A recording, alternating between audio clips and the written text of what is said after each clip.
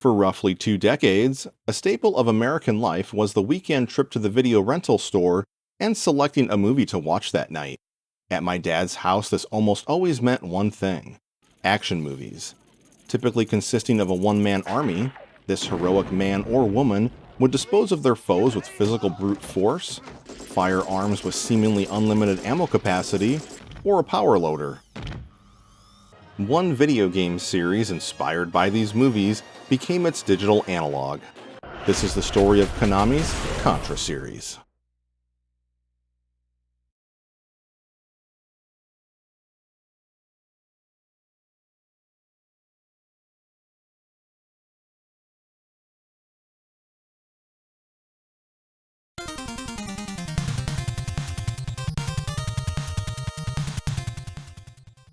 In 1985, Capcom jump-started the run-and-gun genre with their arcade release of Commando. Later that year came Russian Attack by Konami. SNK released Akari Warriors in 1986 with two-player co-op and unique rotary joysticks. And in 1987, Konami released Contra in Japan and North America. The European release was renamed Gryzor.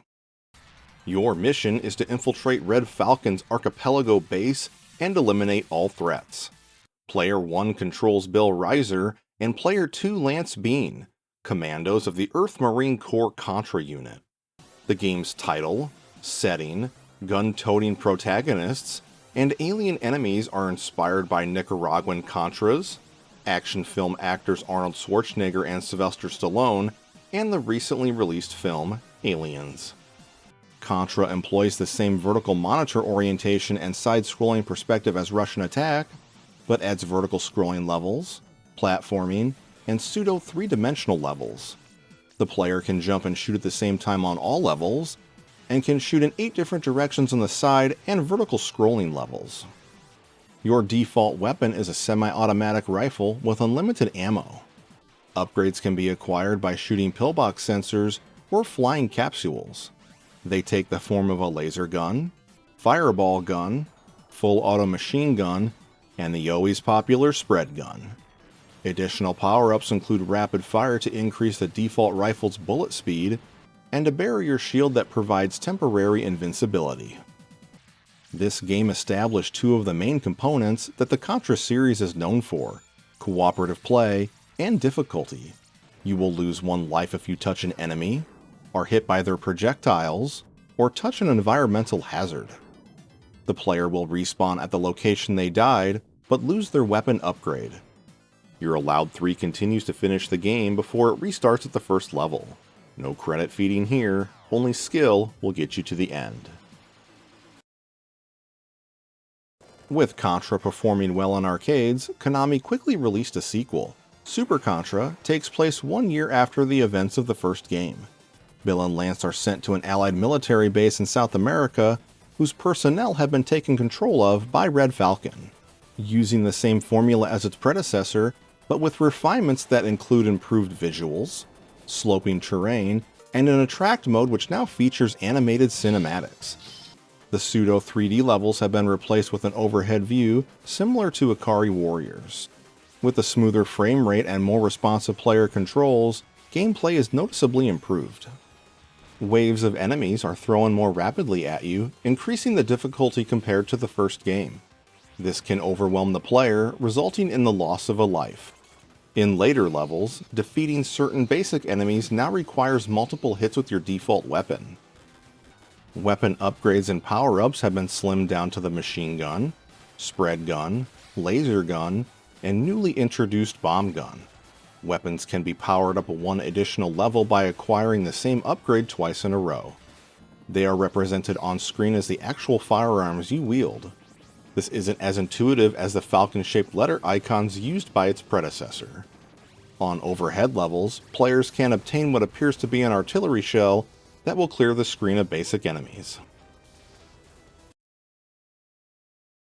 With the home video game market seeing a resurgence in North America, and humming along everywhere else, home conversions of Gryzor released in late 1987, with Contra following in early 1988. The PC games are generally of poor quality, While Konami's in-house developed Famicom and NES titles are absolutely amazing and were my introduction to the series.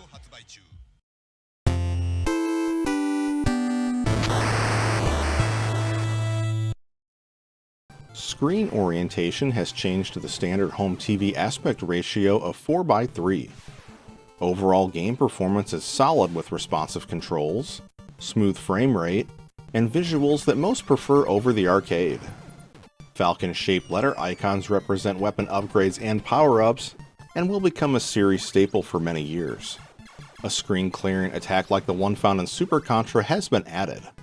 The Konami code, which was first used in the home conversion of Gradius, but was popularized by Contra, gave the player 30 lives. Regional differences include a map, cutscenes, and visual improvements like falling snow and blowing trees on the Famicom. In North America, Bill and Lance received the codenames of Mad Dog and Scorpion respectively, and the game takes place in 1987 instead of 2633. The PAL release was renamed Probotector, and all human sprites have been swapped for robots to pass Germany's child protection laws. Due to these regional changes, all three games have slightly different canon. The importance of this game cannot be understated. It's a top-tier game for the NES in the likes of The Legend of Zelda, Mega Man 2, or Super Mario Bros. 3. Development of all future entries of the series would now be prioritized for the home video game market. Home console conversions of Super Contra started hitting store shelves in 1990. The Japanese release was titled Super Contra, while the North American release was changed to Super C because of the Iran-Contra affair, a political scandal that came to light during the Reagan administration, in which profits from illegal U.S. arms sales to Iran were then illegally used to fund the Nicaraguan Contras insurgency to overthrow their government. PAL territories received Probotector 2, Return of the Evil Forces. Being developed by Konami, this game plays similar to their home release of Contra. The overhead levels from the arcade game are present, and all the power-ups and weapon upgrades from the home release of Contra have returned. The fireball gun has been updated so that it shoots a single ball of fire that splits apart when contacting an enemy, giving it area of effect damage. The Konami code does not return, being replaced with a different code. This disappointed 11-year-old me since the Contra code, as we called it, had become a form of jargon that identified you as a Nintendo kid. This new cheat code gave North American gamers 10 lives, with other regions receiving 30. Konami released C in 1989, a simple handheld LCD game similar to what Tiger Electronics would become known for. While this technically is the first portable entry of the series, Contra received a proper handheld release on Nintendo's Game Boy starting in 1991. Released as Contra in Japan, Operation C in North America, and Probotector in PAL territories. In North America, it was published by Konami subsidiary Ultra Games, known for their Metal Gear and TMNT releases. A new alien threat led by Black Viper has come to Earth. Your mission is to infiltrate his naval base and eliminate his army of hideous killer mutants. The Player 1 character has been switched to Lance or Scorpion for the North American release. All weapons are now fully automatic, a first for the series. The only upgrades to carry over are the spread shot, which can now be powered up to a 5-way shot, and the fireball gun. The homing gun makes its first appearance and can be used to exploit certain enemies. All power-ups, including the screen-clearing attack, have been removed. Most of the handheld Contra titles will have features missing when compared to their home console counterparts. That said, this game still provides a high-quality experience and should not be missed. The next game planned for release in North America was originally going to be a Japan-only title unrelated to Contra called Arkhound. It was cancelled for unknown reasons, and not wanting those development resources to go to waste, Konami decided to release it as Contra Force. You can select one of 4 different playable characters, each of them a member of C-Force, an anti-terrorist organization composed of ex-military personnel, formed to protect Neo City. Each character has different weapons and attributes, and you can swap between them in-game unless you are fighting an end-level boss. Your fellow teammates can also be assigned specific duties, and will fight by your side for 5 seconds. Levels consist of side-scrolling and overhead perspectives, and feature destructible areas that sometimes contain a briefcase pickup. These are used for a weapon upgrade system similar to Gradius, in which the collected pickups move the indicator of the weapon inventory bar. When the player has reached their desired weapon or power-up, they can select it for use. Gameplay suffers from almost constant bouts of slowdown. This isn't uncommon on the NES, but Contra Force takes it to a new level. Expending the lives of just one character will result in a game over, regardless of how many lives your other team members have. Being released towards the end of the NES lifespan, the Contra name was clearly slapped on this for name recognition to improve performance at retail. It's considered part of the series, but is no longer considered canon. Originally planned as the third home console title of the series in North America, Contra Force was delayed to September of 1992. With Contra 4 releasing in April of that same year on the new Super Nintendo, a name change was now required. So, let's talk about my favorite entry of Contra.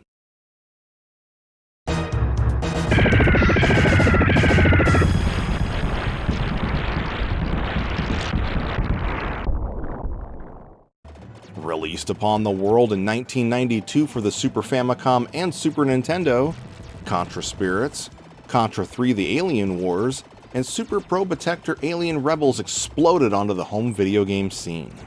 The North American timeline was updated to take place in the future, just like its Japanese and PAL counterparts, so the year is now 2636. Bill and Lance are deceased, and the player controls their descendants Jimbo and Sully. Red Falcon has returned and initiates his attack on humanity by leveling Neo City. Development would be led by Nobuo Nakazato. Hired as a graphic designer in 1988, his first credited work was quality assurance on the Adventures of Bayou Billy for the NES. Feeling that earlier entries of the series were too realistic, Nakazato wanted fast-paced level design with over-the-top action. This was achieved with mid-level bosses, piloting a jet motorcycle, large and extravagant end-level boss fights, and doing ludicrous things like hanging off of in-flight missiles. Returning weapons include the laser gun, spread gun, an updated fire gun which I feel is its most useful iteration yet, and the homing gun and default full-auto rifle from Operation C. The barrier shield returns, and players can now carry multiple bombs that will clear the screen of basic enemies. New to the series is the powerful boss-killing Crush Gun. Players can now carry 2 weapons and swap between them with the push of a button. You can also hold down the L and R buttons to fire both at the same time, or show off all those guns. All 4 of them. The overhead levels from Super C make their return, but with an upgrade thanks to Mode 7. The player can now rotate the screen as they set out to eliminate 5 enemy spawn points before taking on the end-level boss. The Alien Wars released for the Game Boy in 1994, and the Game Boy Advance in 2002 and 2003. The Game Boy release is missing levels, boss fights, weapon swapping, but still has bombs, while the GBA title removes weapon swapping and bombs. Overhead levels are included for the Game Boy, but not the GBA, which has swapped them with levels from Contra Hardcore. I found the Game Boy release more enjoyable as the sprites, enemy projectiles, and hitboxes are overly large on the GBA and result in an exercise of frustration because of unnecessary lives lost.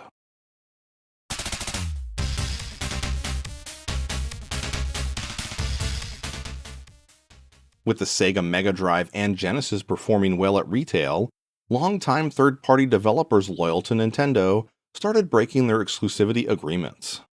The switch to a new platform brought with it the opportunity to experiment with the established gameplay formula.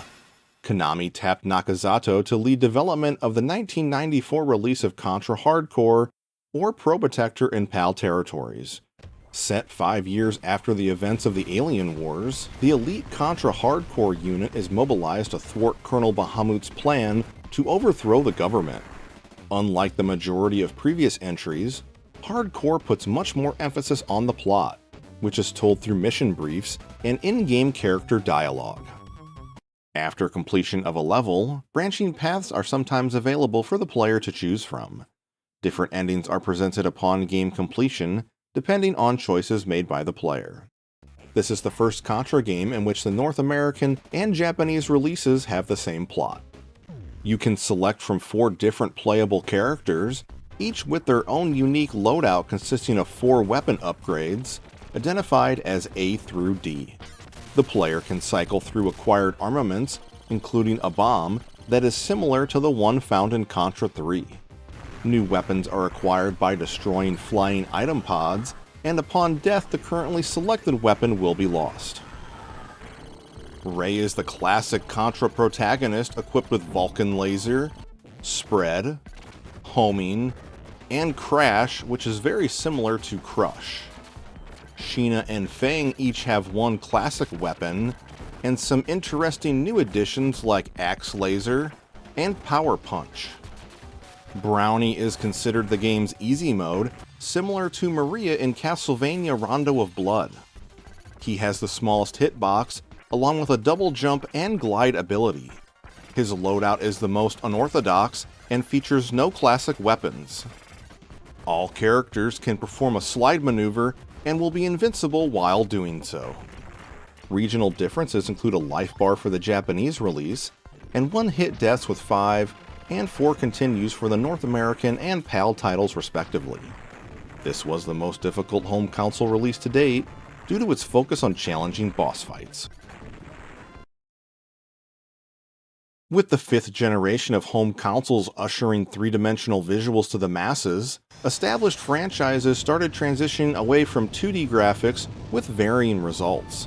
This was the case with Contra Legacy of War, which was released on the Sony PlayStation and Sega Saturn, developed not by Konami, but Appaloosa Interactive, who was known for their Echo the Dolphin series.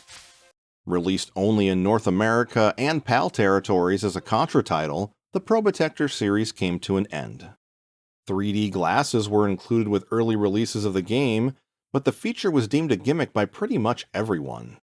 Colonel Basad, a power-hungry dictator with dreams of world domination, has teamed up with an unknown alien entity.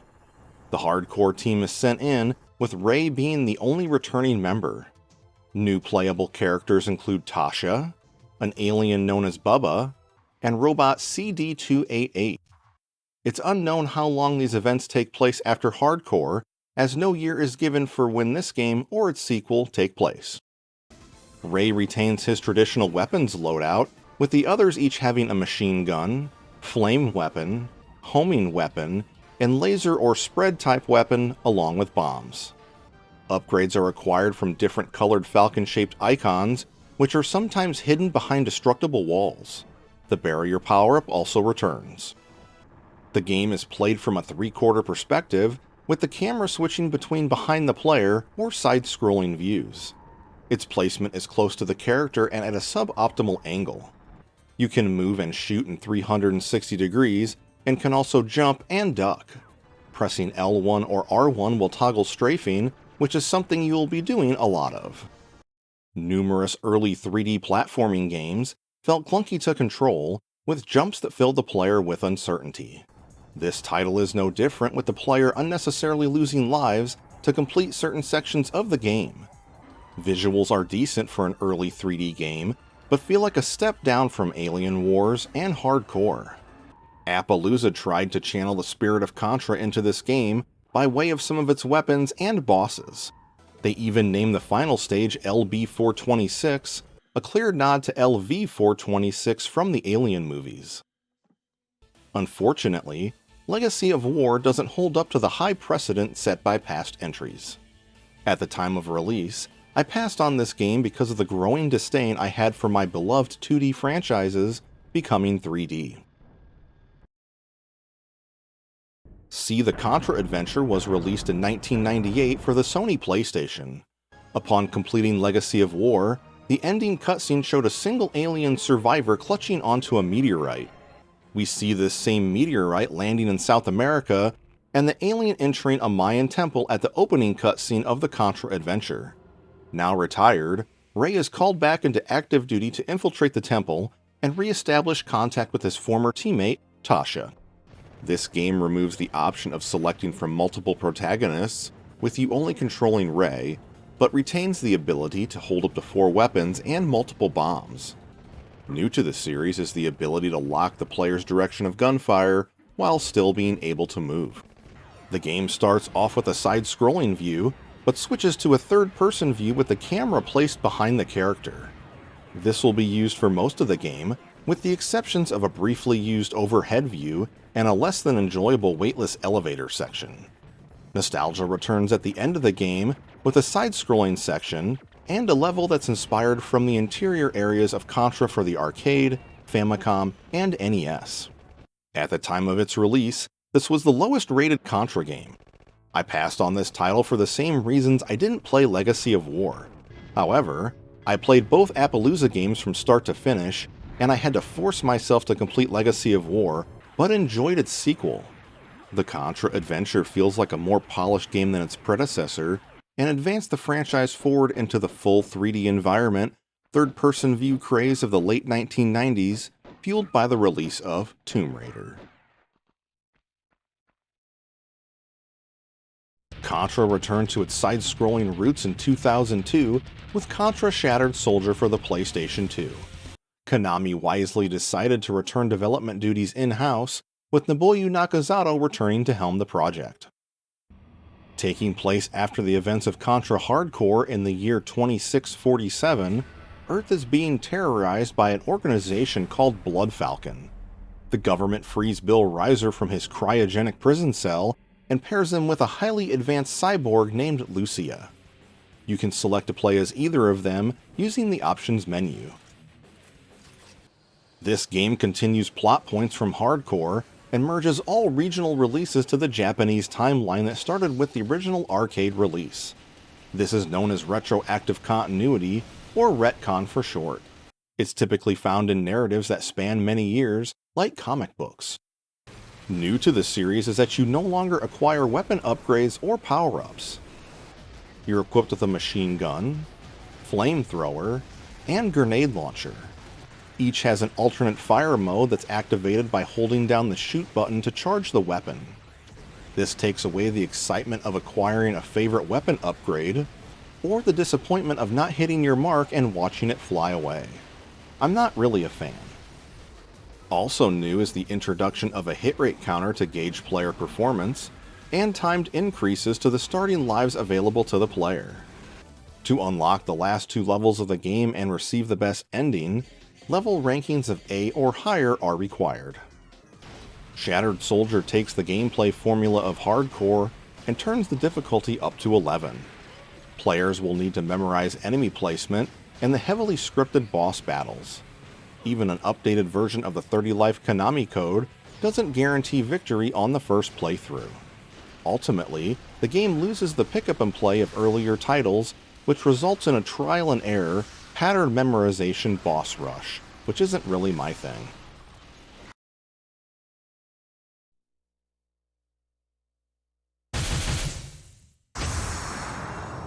Neo Contra released 2 years later for the PlayStation 2. It features elements from previous games like Contra 3's level structure and difficulty, but retains newer elements like 3-dimensional visuals and a focus on storytelling. The plot and dialogue are campy and outrageous at times, which isn't really my thing, but it doesn't take anything away from the experience. Taking place 1,797 years after the events of Shattered Soldier, a new world order called Neo Contra has risen to power on the now prison planet of Earth. You play as Bill Reiser or a samurai named Jaguar. Each playable character has an alternate outfit, with Jaguars allowing him to wield a powerful katana. Gameplay is primarily presented in an isometric view, but overhead, side-scrolling, and behind-the-player perspectives are used for some mid-boss battles. A first for the series, the player can no longer jump or lay prone. The defensive options they provided in the past have been replaced with a spin and dash maneuver. Players can lock their direction they're facing to strafe, or completely lock their position and spin 360 degrees. The hit rate counter, grading of player performance, a high level of rating to access the last levels of the game, and timed unlocks of additional lives and continues all return. The 3-weapon loadout of Shattered Soldier also returns, but the player can now select from different loadouts at the start of the game. 3 are initially available, with 3 more to unlock by completing levels 5 through 7.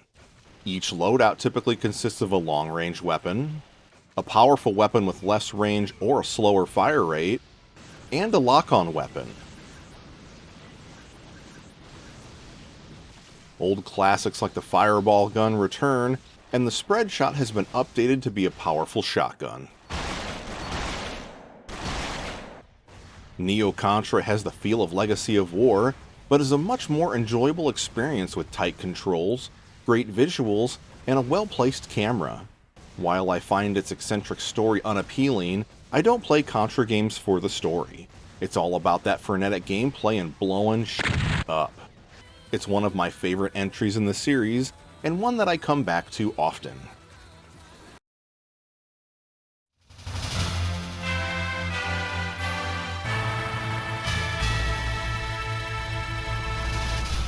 2007 saw the release of Contra 4 on the Nintendo DS, and the 20th anniversary of the series. Development was handled by WayForward, the first time an American team was given the reins.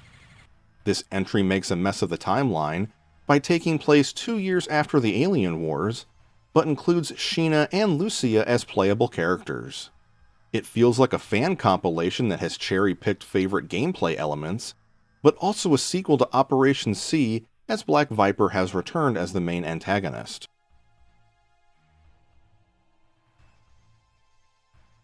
Bill and Lance head to the Galuga Archipelago, along with newly introduced characters Mad Dog and Scorpion.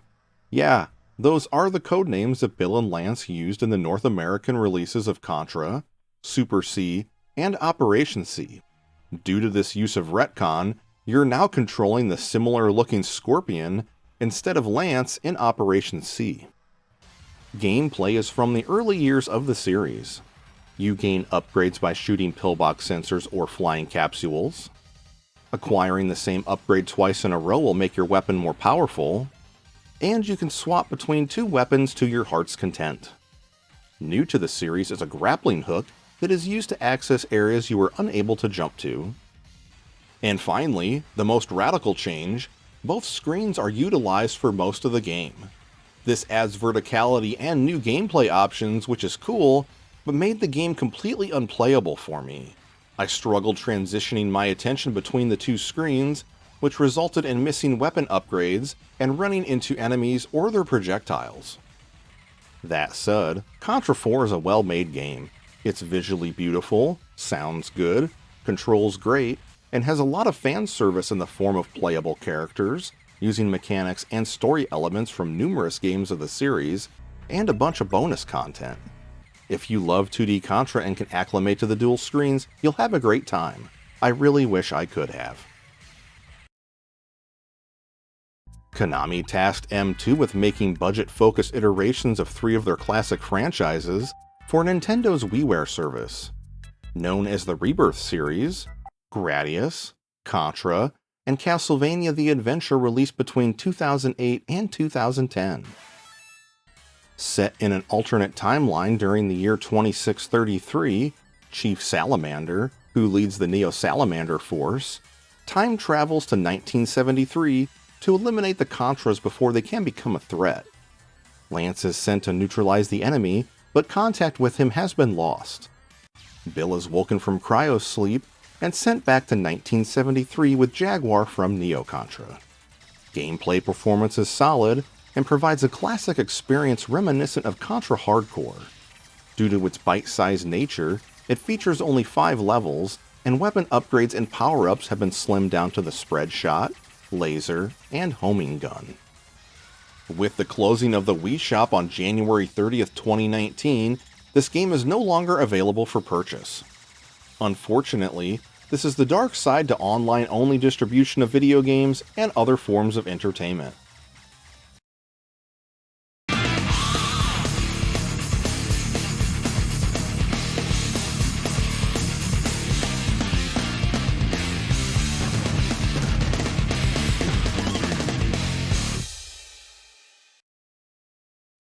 Hardcore Uprising.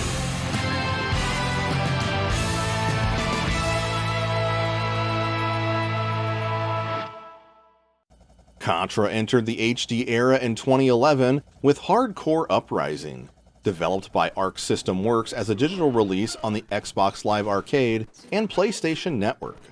Uprising was meant to be the launch of a new Contra spin-off series with links to Contra Hardcore. Taking place 20 years before the events of the original arcade game, the world is ruled by the Commonwealth Empire. Led by Tiberius, they spread their influence by way of ruthless military conquest. Over time, pockets of resistance start to form and group together to fight against their oppressors. You control Bahamut or Crystal and have the option of purchasing additional characters as DLC, two of which are featured in the opening cinematic. Bahamut is a former member of the Commonwealth Army who defects after seeing his fellow soldiers murder innocent civilians. It's unknown if he is the same Bahamut from Contra Hardcore who serves as the main antagonist. Crystal is a civilian turned freedom fighter after her village is attacked by Commonwealth forces. Gameplay consists of beautiful side-scrolling levels that incorporate a number of platforming and environmental hazards to navigate.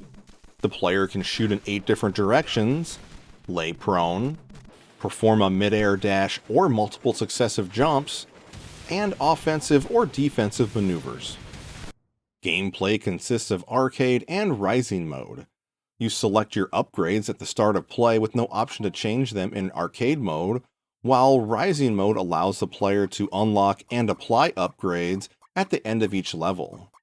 Upgrades are purchased through the collection of points that are awarded upon level completion.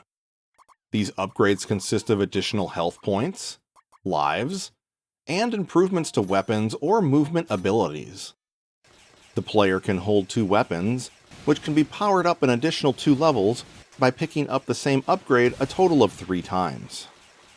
Your arsenal includes the default full auto rifle, rapid fire machine gun, spread shot, a chain laser that homes onto enemy targets, the ripple gun which reflects enemy fire, a heated plasma gun that's similar to flame guns of the past, and the crash gun that shoots an arcing projectile similar to a mortar shell. Additional pickups include score items, small and large health packs or jungle fruit, and 1-ups. At times, the story is progressed through level transitions, like the end of the jungle level leading to the entrance of the ruins level, or the player dropping out of an air vent like Solid Snake when infiltrating the laboratory. I always enjoy when developers use this subtle but effective mechanic. One that always comes to mind is the level 1 to level 2 transition of Capcom's Final Fight. Overall, I enjoyed my time with Uprising, but I didn't care for the stealth sections of the laboratory, the lack of aliens, and boss fights that end up feeling like I'm fighting an army of anime transformers. The next title for home consoles, Contra Rogue Core, was released in 2019 for the Nintendo Switch, PlayStation 4, and Xbox One. Helmed once again by Nobuo Nakazato, the length and ending of the Alien Wars has been retconned, which now concluded with the firing of a Vortex cannon. This has made the series' timeline a challenge to discuss due to conflicting information being posted online by the fan community. After the Alien Wars, a new city rose out of the ground which has been named the Dam City. Grotesque fiends spew out of a gate inside the city, along with strange artifacts and tech. This draws people into the city, but causes some of them to go insane.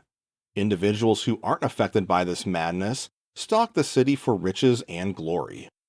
You can control 4 different characters: Kaiser, a dollar store version of Bill Reiser, Miss Harakiri, a female assassin who has merged with Krang, Gentleman, a lost alien bug from Starship Troopers, or Hungry Beast, a rejected tryout for the animatronic Rock-afire Explosion band.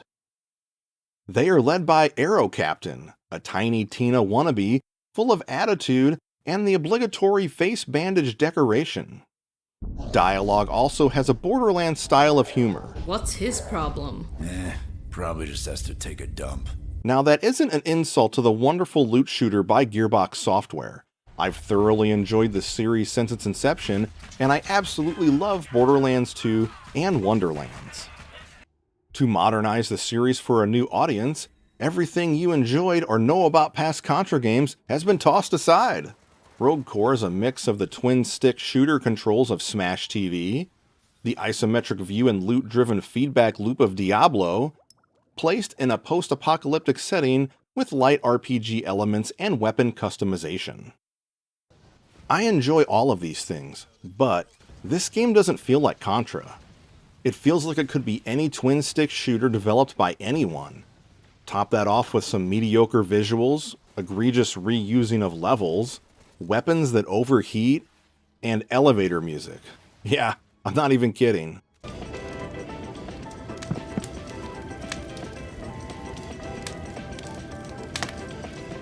I don't understand how you modernize at that point a 32-year-old series by completely abandoning what the series is known for. Konami stated it was developed as a Contra game from the start, but it almost feels like Contra Force all over again. If there's one positive thing I can say, it does provide that feeling of being overwhelmed by enemies like any good twin-stick shooter.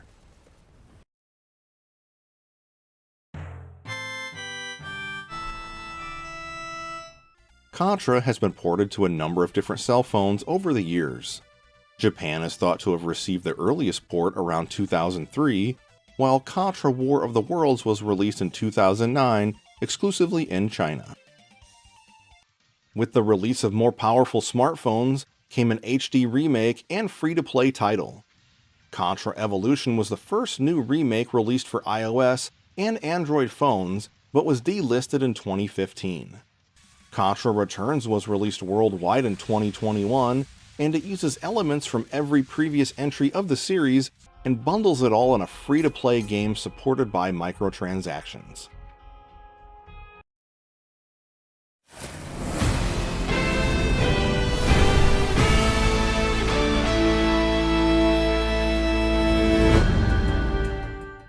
All is not lost, dear viewers. Let's end this video on a positive note. Developed by WayForward and published by Konami, Contra Operation Galuga was released for the PC, Nintendo Switch, PlayStation 4 and 5, Xbox One and Series S and X consoles in March of 2024. Developed as a reimagining of the 1988 release of Contra on the Famicom and NES, Galuga returns the series back to its classic run-and-gun roots. Featuring 3 modes of play that include Story, Arcade, which features 4-player local co-op, and numerous challenges to complete. A perk shop has been added that features unlockables, such as gameplay modifiers, along with additional background music and playable characters. The lore of Contra has been given a large dose of retcon, making Galuga a reboot of the series. Taking place on the titular Galuga archipelago, Red Falcon, now led by Varanus, are searching for an alien artifact to complete their vile plans. Future plot points are revealed upon game completion, so attack aggressively. The highly capable GX army has been deployed, but requires help from the elite Contra soldiers. Bill and Lance are joined by Lucia, and newly introduced characters Ariana and Stanley Ironside, along with a number of other support characters that drive the story. Weapon upgrades include Machine Gun, Spread, Flame, Homing, Crush, and Laser. They can be powered up 1 additional level by picking up the same upgrade a second time. Weapons can be overloaded, which destroys the weapon, but produces a different effect such as Barrier, Salvo, or Barrage. Some upgrades are different depending on who you are controlling, like Lucius' charge spread, Ariana's crush grenades, and Ironside's ring laser. Each character also has movement abilities like double jump, dash, slide, hover, and grapple. This game is one of the finest entries of the series and is equal to Alien Wars and Hardcore for me personally. It feels similar to Uprising due to the movement abilities and unlockable perks, but also takes me back to my youth with classic levels, bosses, and even the option of selecting 8-bit background music.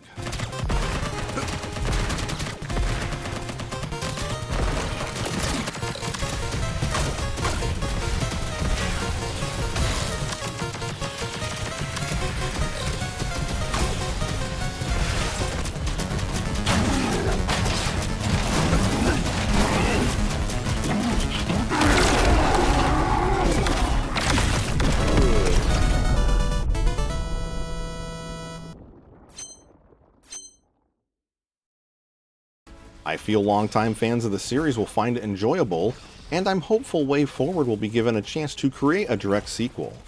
Contra hasn't been this good for a long time, and I want more of it.